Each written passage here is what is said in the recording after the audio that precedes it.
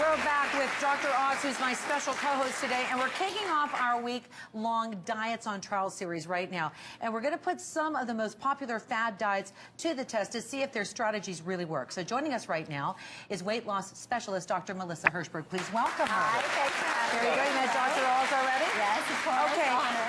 The paleo diet is known as the caveman diet, and there's a theory behind it. So talk to me about that. Sure. So this is the Paleolithic diet, the caveman diet, the prehistoric diet. And basically, the claim is we need to eat the way nature intended us to eat. It's all about our genes. We need to eat like our Paleolithic ancestors who were on this earth for 2.5 million years before grains and agriculture came around. Okay. So, you know, I'd like to, if you can, just explain to everyone the specific rules so they Sure. understand what this really would look like if they were adopted to their life. Okay, so as you can see, Paleolithic means fruits and vegetables, so gathering, and then hunting, so lots of meats and lean protein. So let's look at a typical breakfast. All right. So here we have an egg white omelet done with some lean sausage and some vegetables. As you can see, there's no toast, there's no cereal. It's all protein, a little bit of fat and lean and vegetables. Here we have a typical lunch. And again, it's missing the grains, but what we do have are lots of phytochemical-rich vegetables and lean flank steak. Okay. And then for dinner, we have an almond-crusted chicken with some vegetables. And here for dessert, we have some fruit and almonds. So one of the things you'll all notice is that there's not much on these plates except the protein. Yeah, I'm hungry just looking at it. You're great. Yeah. But I'm curious, I mean, you must help a lot of folks. What would you do to modify this to make it a better diet? So I think that this is an excellent start. I think this is a really good cleanse. The foods are all high in protein, high in water content. But to modify it, I'd say after about a week or two on this, bring back the whole grains. Bring back the healthy carbohydrates. So this is what you got right here? Exactly. We have some really good examples. So right here is one of my favorite breads. It's a sprouted grain bread called Ezekiel bread. I love it. I also love rye, pumpernickel.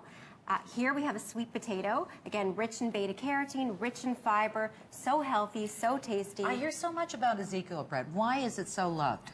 I love, well... The taste is good, the taste is but fantastic. is it dense or...? It's dense, it's nutty, it's high in protein, high in fiber, has water content.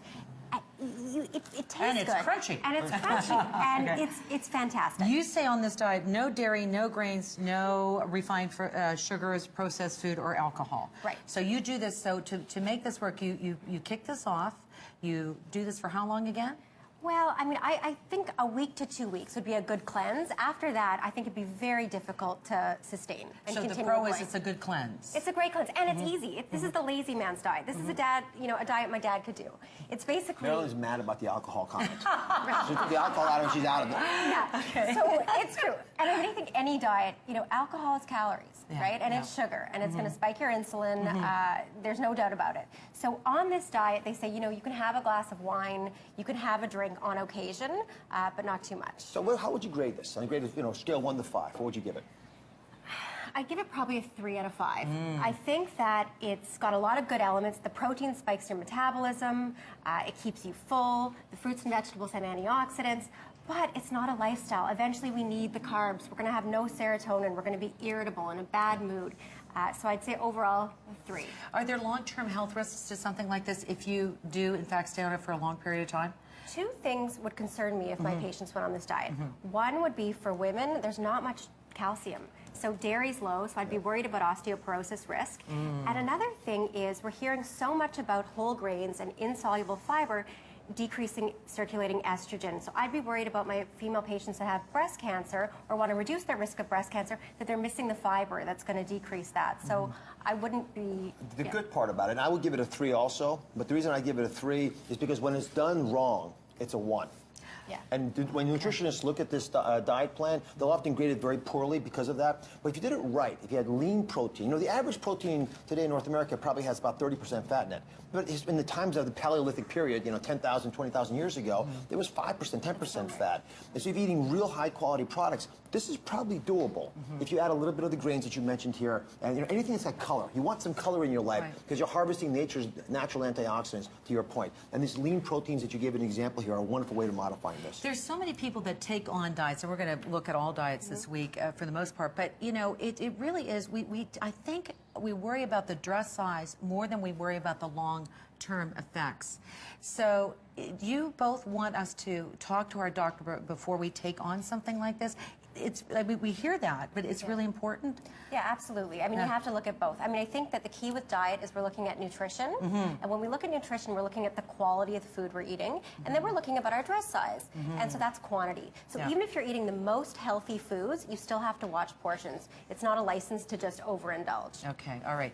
Did you want to say something, Dr. One point I was going to add to this is that, yes, there's calories in, but there are a couple places you can cheat the system a little bit. Yeah. A good example are nuts.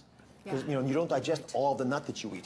You only digest 85, 90%. It comes out from below the rest of it. So you don't get those calories. They get in your mouth, but they don't get in your body. And the most important thing I always think when you talk about dieting is eating foods that satiate you. The one good thing about a protein diet, especially this, I love this as an idea for breakfast, is that it gives you so much protein for breakfast that you feel full through the morning.